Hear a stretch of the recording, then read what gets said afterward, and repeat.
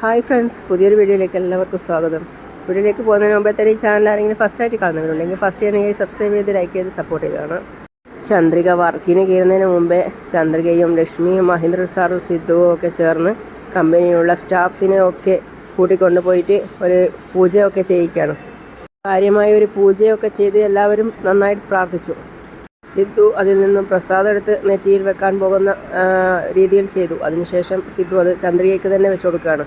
പിന്നെ അവിടെ കൂടിയിരുന്ന എല്ലാവരും നന്നായിട്ട് പ്രാർത്ഥിക്കുകയാണ്.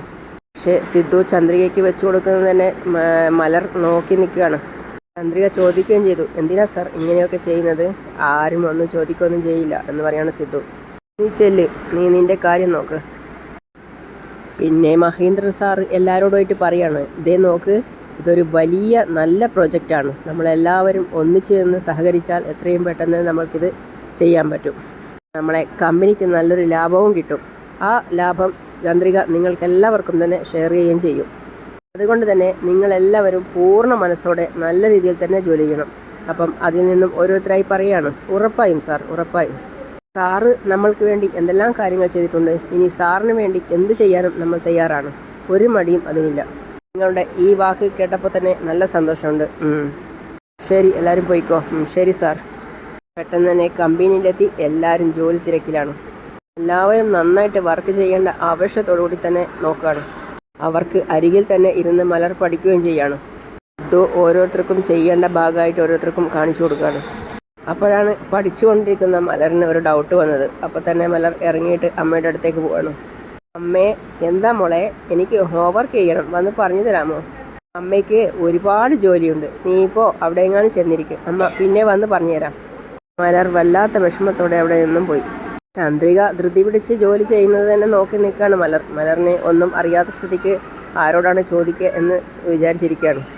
ഭാഗ്യത്തിന് ചന്ദ്രിക പിന്നെ വന്നു. എന്നിട്ട് ചോദിക്കുകയാണ്, മലർ, മോൾക്ക് ഏത് ഹോംവർക്കാണ് പറഞ്ഞു തരേണ്ടത്? ഈ സംഖ്യ എനിക്ക് മനസ്സിലാവുന്നില്ല അമ്മേ, ഒന്ന് പറഞ്ഞു തരാമോ? ശരി, വാ, ഞാൻ പറഞ്ഞുതരാം. അപ്പോഴാണ് സിദ്ധുവിന് ഒരു ഡൗട്ട് വന്നത്. അപ്പോൾ സിദ്ധു ചന്ദ്രികയെ അന്വേഷിക്കുകയാണ്. അപ്പോൾ ചന്ദ്രിക മലറിനെ പഠിപ്പിച്ചു കൊടുക്കുകയാണല്ലോ. അവിടെ കണ്ടപ്പോൾ സിദ്ധു വിളിക്കുകയാണ്, ചന്ദ്രികയെ ഇവിടെ വാ, ഒന്ന് ചോദിക്കട്ടെ. മലർ, അമ്മ ഇപ്പോൾ വരാം, നീ ഇവിടെ ഇരിക്കുക. എന്താ സാർ? അല്ല ചന്ദ്രിക, ഈ മെഷർമെൻറ്റിൽ എന്തോ തെറ്റുണ്ടല്ലോ. ഇതിങ്ങനെ കട്ട് ചെയ്ത് കഴിഞ്ഞാലേ പിന്നെ ഒരു ഉപകാരവും ഇല്ലാതെയാവും. കട്ട് ചെയ്യുന്നതിന് മുമ്പ് മെഷർമെൻറ്റ് കറക്റ്റാണെന്ന് ഒന്ന് ചെക്ക് ചെയ്തേ. ശരി സാർ. പക്ഷേ ചന്ദ്രികയെയും സിദ്ധുവിനെയും മാറി മാറി നോക്കുകയാണ് മലർ. മലർ വീണ്ടും വരികയാണ്, അമ്മേ, എനിക്ക് ഹോംവർക്ക് പറഞ്ഞു താ അമ്മേ. അമ്മ ഇപ്പം ജോലി ചെയ്യില്ലേ, നീ പോയി ബാക്കിയുള്ള ഹോംവർക്ക് ചെയ്യ്, അതിനുശേഷം അമ്മ ഇപ്പം വരാം. മലർ പിന്നെ വിഷമത്തോടെ പോയിട്ട് അവളുടെ സീറ്റിലിരുന്നു. ചന്ദ്രികയും സിദ്ധുവും കൂടി മെഷർമെൻറ്റൊക്കെ ചെക്ക് ചെയ്യാണ്. അപ്പോൾ സിദ്ധുവിനെ ശ്രദ്ധയിൽപ്പെടുകയാണ്. ദേഷ്യത്തോടെയും വിഷമത്തോടെയും ഇരിക്കുകയാണ് മലർ പോയിട്ട്. അപ്പോൾ ചന്ദ്രികയോട് സിദ്ധു പറയാണ്, ചന്ദ്രികയെ, നീ ഈ മെഷർമെൻറ്റൊക്കെ ചെക്ക് ചെയ്യ്, ഞാനിപ്പോൾ വരാം എന്ന് പറഞ്ഞ് മലറിൻ്റെ അടുത്തേക്ക് സിദ്ധു പോവാണ്. സിദ്ധു പോയിട്ട് പറയാണ്, മലർക്കുട്ടി, എന്താ മോളെ, മാത്സിൽ ഡൗട്ടുണ്ടോ? ഈ സിദ്ധു പറഞ്ഞു തരാലോ. ഇവിടെ കാണിക്ക്, എവിടെയാ തെറ്റ്? ഇതൊന്ന് പറഞ്ഞു തരുമോ സിദ്ധു? ഇതാണോ? ഇത് വളരെ എളുപ്പമല്ലേ, സിദ്ധു പറഞ്ഞു തരാലോ. സിദ്ധു വളരെ വ്യക്തമായിട്ട് മലറിന് പറഞ്ഞു കൊടുക്കുകയാണ്. ഇത്രയേ ഉള്ളൂ, ഇപ്പം മനസ്സിലായോ മോൾക്ക്? മനസ്സിലായി സിദ്ധു. എന്താ മോളെ എന്നെ വല്ലാതെ നോക്കുന്നത്, എന്ത് പറ്റി? മലർ വിഷമത്തോടെ ചോദിക്കാണ്. സിദ്ധു എന്താ മുമ്പത്തെ പോലെ എന്നോട് സംസാരിക്കാത്തത്? എൻ്റെ കൂടെ ഇപ്പോൾ സിദ്ധു കളിക്കാനും വരുന്നില്ലല്ലോ.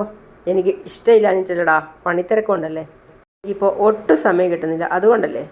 നീ കണ്ടില്ലേടാ എന്ത് മാത്രം ജോലിയുണ്ടെന്ന്, എല്ലാം ജോലിയും ചെയ്ത് തീർക്കണ്ടേ.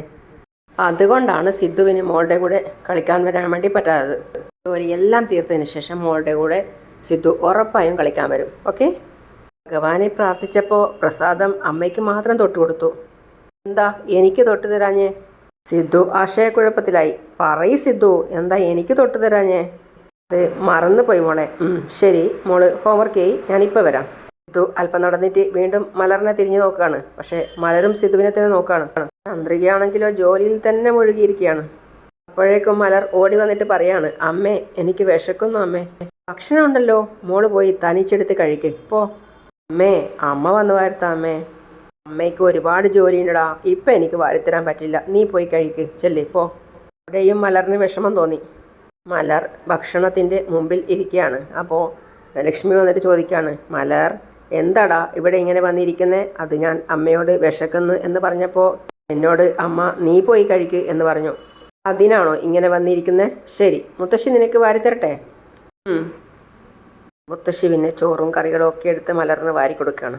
ഭക്ഷണം കഴിക്കുന്നതിൻ്റെ ഇടയിൽ മലർ ചോദിക്കുകയാണ്, മുത്തശ്ശി എന്താ മുത്തശ്ശി അമ്മയ്ക്ക് സമയമില്ലാത്തേ? അമ്മ ഇപ്പോൾ ഭക്ഷണം പോലും വാരിത്തരുന്നില്ലല്ലോ. അമ്മ ജോലി തിരക്കില്ലല്ലേ? ഇതിനൊക്കെയാണോ പിണങ്ങുന്നേ? മുത്തശ്ശിയോട് പറഞ്ഞാൽ വന്ന് വാരിത്തരില്ലേ? ഇതാ മോളെ വെള്ളം കുടിക്കേ.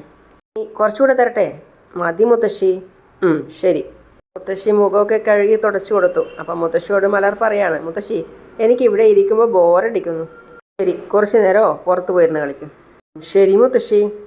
പിന്നെ സിദ്ധു എല്ലാവരെയും വിളിക്കുകയാണ്, ചേച്ചിമാരെ ഇതാ നോക്ക് ഭക്ഷണം വന്നിട്ടുണ്ട് കേട്ടോ. എല്ലാവരും ഇനി കഴിച്ചതിന് ശേഷം വർക്ക് ചെയ്യാം. മകളേ വാ. ചന്ദ്രികാണിയിട്ട് പറയാണ്, ചേച്ചി വരൂന്നേ, എല്ലാവരും വരൂ. ശരി കഴിക്കാം മാഡം. വാ ചേച്ചി എല്ലാവരും വാ. എല്ലാവരും ചുറ്റും ഇരുന്ന് ഭക്ഷണം കഴിക്കുകയാണ്. മഹേന്ദ്ര സാർ പറയാണ്, ചന്ദ്രികയെ നീയും ഇരുന്ന് കഴിക്കുമോളെ. ചന്ദ്രിക പറയാ, ഞാനും നിങ്ങളുടെ കൂടെ കഴിക്കാനിരുന്നാൽ പിന്നെ ആരാ ഇതൊക്കെ വിളമ്പി കൊടുക്കുക? അപ്പോൾ എല്ലാവരും ഇരുന്ന് കഴിക്കൂ, അതിനുശേഷം ഞാൻ കഴിക്കാം. ശരി മോളെ. പിന്നെ ചന്ദ്രിക എല്ലാവർക്കും വിളമ്പി കൊടുക്കുകയാണ്. നിക്ക് ചന്ദ്രികയെ എന്തിനാ ഇത്രയും ഒഴിച്ചത്? അപ്പോഴേക്കും എല്ലാവരും ഭക്ഷണം കഴിച്ച് പ്ലേറ്റും കൊണ്ട് എണീറ്റ് കഴിഞ്ഞു. പിന്നെ കുറച്ച് ഐസ് ഇടാം. അപ്പോൾ സിദ്ധുവിന് മനസ്സിലായി. സിദ്ധു ചോദിക്കുകയാണ്, ചന്ദ്രിക ഭക്ഷണമെല്ലാം കഴിഞ്ഞോ? അത് സാറില്ല സാർ, ഒരു നേരം കഴിച്ചില്ല എന്ന് വെച്ച് ഞാൻ ചത്തുപോകുന്നില്ല. എന്താ ചന്ദ്രിക ഇങ്ങനെയൊക്കെ പറയുന്നത്? ശരി കഴിക്കൂ സാർ. ചന്ദ്രിക ഇത് കഴിക്ക്. എനിക്ക് വിശക്കുന്നില്ല സാർ. ആറ് കഴിക്കുന്നേ. എന്താ ചന്ദ്രിക വിശക്കുന്നില്ല എന്നൊക്കെ പറയുന്നു നീ? ഇത്രയും ജോലി ചെയ്തിട്ട് വിശക്കുന്നില്ലാന്നോ? മര്യാദയ്ക്കിരുന്ന് കഴിക്ക്. ആറ് കഴിക്കൂ. ഇങ്ങനെയൊന്നും പറ, നീ കഴിക്കില്ല. നിനക്ക് കഴിക്കങ്ങോട്ട് എന്ന് പറഞ്ഞ് സിദ്ധു വാരി കൊടുക്കുകയാണ്. സാർ അങ്ങനെ പറഞ്ഞേ, വാ തുറക്ക്. ഇങ്ങനെ ചന്ദ്രികയ്ക്ക് വാ തുറക്കേണ്ടി വന്നു. സിദ്ധു ചന്ദ്രികയ്ക്ക് വാരി കൊടുക്കുകയാണ്. എല്ലാവരും കൈയും പ്ലേറ്റും ഒക്കെ കഴുകിയിട്ട് വന്നിട്ട് അവരവരുടെ വർക്ക് സീറ്റിലിരുന്ന് വർക്ക് ചെയ്യാണ്. സിദ്ധു ആണെങ്കിൽ ചന്ദ്രികയ്ക്ക് ആ ബാക്കിയുള്ള ചോറ് വാരി കൊടുക്കുകയാണ്. മഹേന്ദ്ര സാറും ലക്ഷ്മിയും കൈയും കഴുകി വരുന്ന സമയത്ത് കാണുന്നത് സിദ്ധു ചന്ദ്രികയ്ക്ക് ചോറ് വാരി കൊടുക്കുന്നതാണ്. അപ്പോൾ മഹേന്ദ്ര സാർ ചന്ദ്രികയോട് പറയാണ്, ലക്ഷ്മിയോട് പറയാണ്, ലക്ഷ്മി നോക്കിയേ. മലർ വന്ന് നോക്കുമ്പോൾ കാണുന്നതും അത് തന്നെയാണ്. ചന്ദ്രികയ്ക്ക് സിദ്ധു ചോറ് വാരി കൊടുക്കുകയാണ്. ചന്ദ്രിക സന്തോഷത്തോടെ ചോറ് വാങ്ങി കഴിക്കുകയാണ്. അത് മലർ വിഷമത്തോടെ നോക്കി നിൽക്കുകയാണ്. എന്നാലോ അച്ഛനും അമ്മയും സന്തോഷത്തോടെ മറ്റൊരിടത്തു നിന്ന് നോക്കി നിൽക്കുകയാണ്.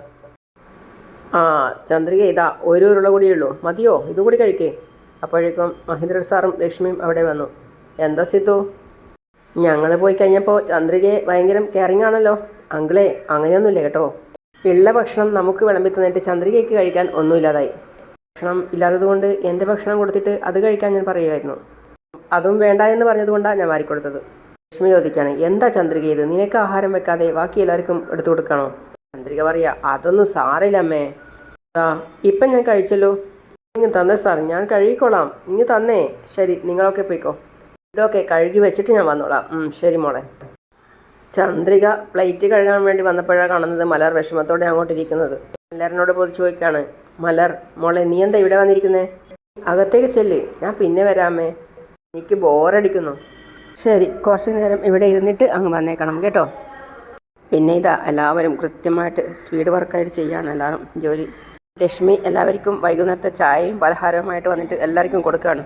മലർ പതിയെ ചന്ദ്രികയുടെ അടുത്ത് വന്ന്. അപ്പോൾ ചന്ദ്രിക ചോദിക്കുകയാണ്, എന്താടാ അമ്മേ, എനിക്ക് ഉറക്കം വരുന്നു. ശരി വാ, ഞാൻ നിന്നെ ഉറക്കാം.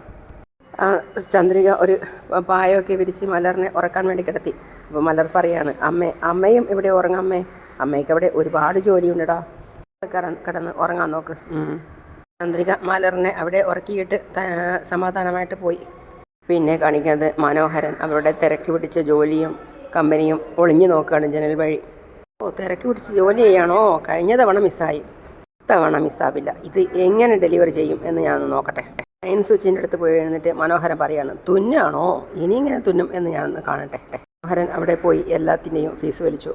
എല്ലായിടത്തും കറണ്ട് പോയത് കാരണം ചന്ദ്രികയും മറ്റുള്ളവരും വിഷമത്തിലിരിക്കുകയാണ്. അങ്ങനെയാണ് ഇന്നത്തെ ഭാഗം അവസാനിക്കുന്നത്. അടുത്ത പുതിയ വിശേഷമായിട്ട് വീണ്ടും കാണാം. അതുവരെ ഈ ചാനൽ സബ്സ്ക്രൈബ് ചെയ്യാതെ ആരെങ്കിലും കാണുന്നുണ്ടെങ്കിൽ സബ്സ്ക്രൈബ് ചെയ്ത് ലൈക്ക് ചെയ്ത് സപ്പോർട്ട് ചെയ്താണ്. അടുത്ത പുതിയ വിശേഷമായിട്ട് വീണ്ടും വരാം. അതുവരേക്കും സീ യു ഓൾ.